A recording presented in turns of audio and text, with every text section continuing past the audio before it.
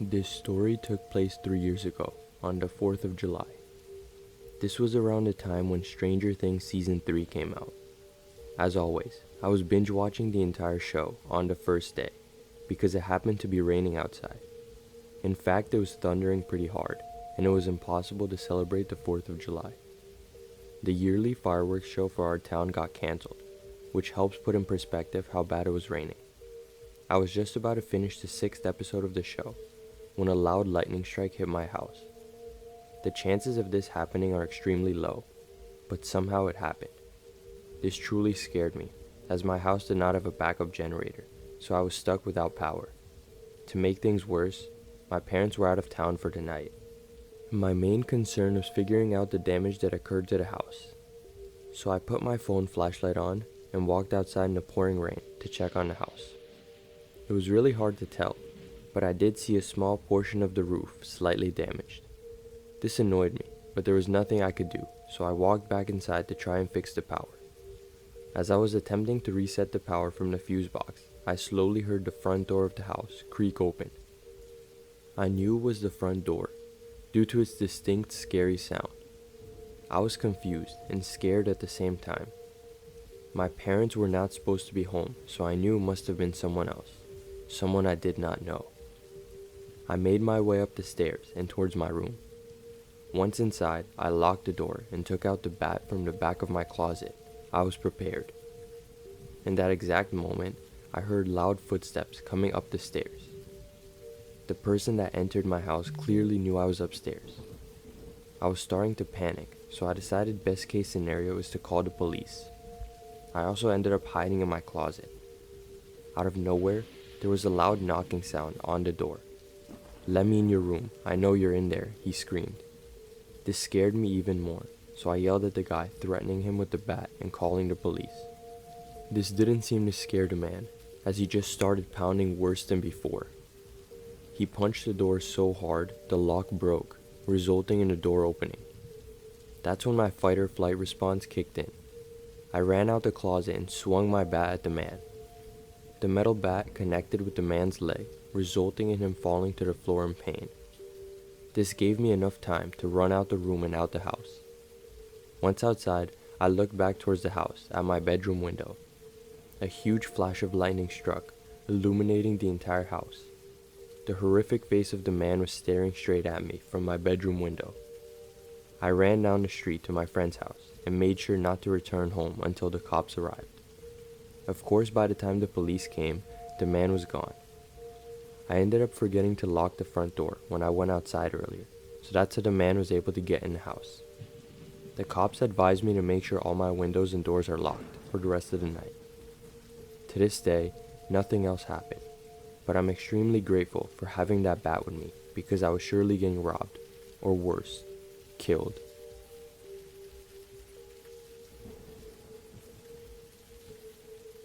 It was the 4th of July. I was outside with one of my best friends, getting ready to watch the fireworks show in my town. This year it happened to be very hot outside, so I knew it would be crowded at the high school where the show was going to take place. On our way to the high school, we stopped at our local 7-Eleven to get something to eat. I grabbed a bag of potato chips and a small Arizona iced tea.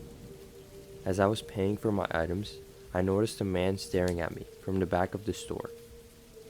I didn't really care, as I was with my best friend, and figured the man was probably just bored or something. After we finished, we continued on the walk towards the high school. When we got there, we sat on the grass field and watched the fireworks in the distance. The show was amazing. Thousands of colorful fireworks lit up the night sky. For some reason, I happened to glance behind me. Standing in the crowd of people was the same guy from the 7-Eleven. The guy that was staring directly at me.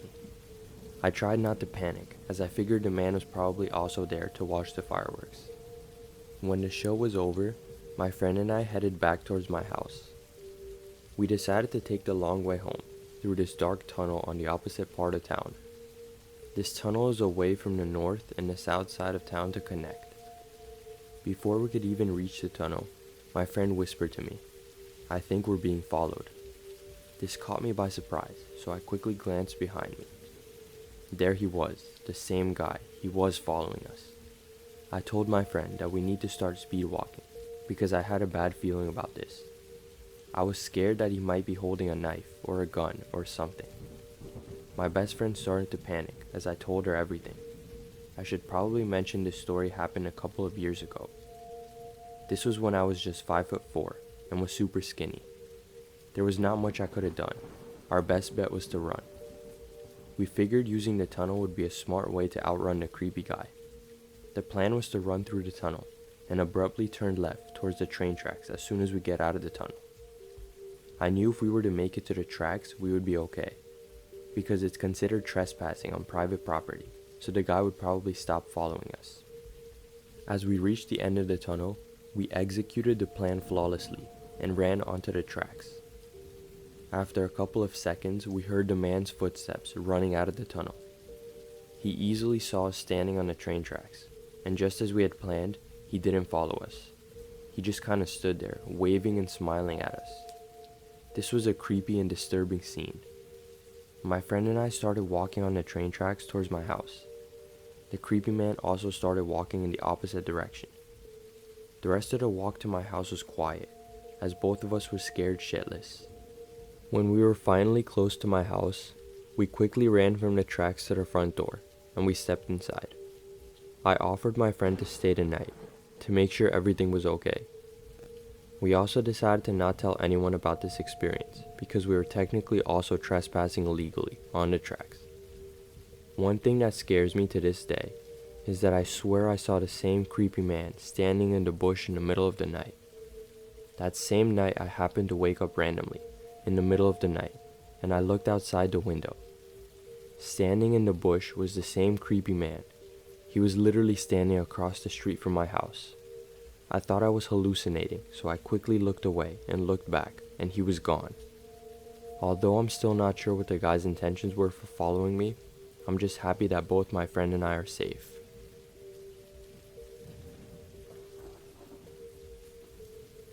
This story took place on a windy Friday night. It was around 8 p.m. on the 4th of July. My brother and I were walking our dog on our normal walk through the woods.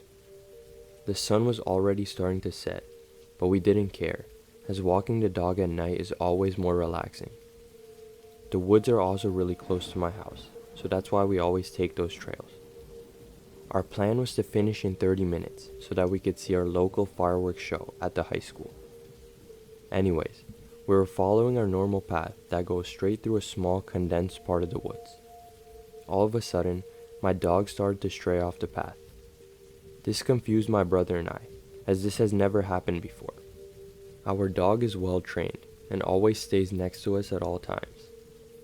Since the dog was extremely excited, we decided to follow him deeper into the woods, off the path. Coincidentally, this was also a part of the woods that we have never explored before, so this was also new to us. We ended up finding a little hut made out of wood. This was a little scary, but also really cool because we have never seen anything like it before. Also, the hut had lots of trash and a sleeping bag, which showed evidence of a random person living here. We didn't think much of it, so we just continued exploring the small hut. All of a sudden, the dog broke from the leash and started running in a different direction again. I ran after the dog because I didn't want to lose him. It took a little bit, and I ended up catching up to the dog, but as I looked up, I realized my brother was nowhere to be found. I was lost. I frantically started looking around for my brother, which I found 45 minutes later, hiding behind a tree. He looked extremely scared and petrified. I told my brother how I was able to catch up to the dog. "What happened to you?" I asked. "I got lost in the woods, and I kid you not, I saw an old woman staring at me, and that's why I ran and hid behind this tree." Before my brother could even finish his sentence, our dog started barking in a direction right behind us. As my brother and I turned around, we could see the same old woman that he was talking about. She was hiding behind a tree, staring directly at us. She must have been like 10 feet behind us. She also had a wrinkly face and was holding up what looked like an axe, and was staring directly at us, not moving a single inch.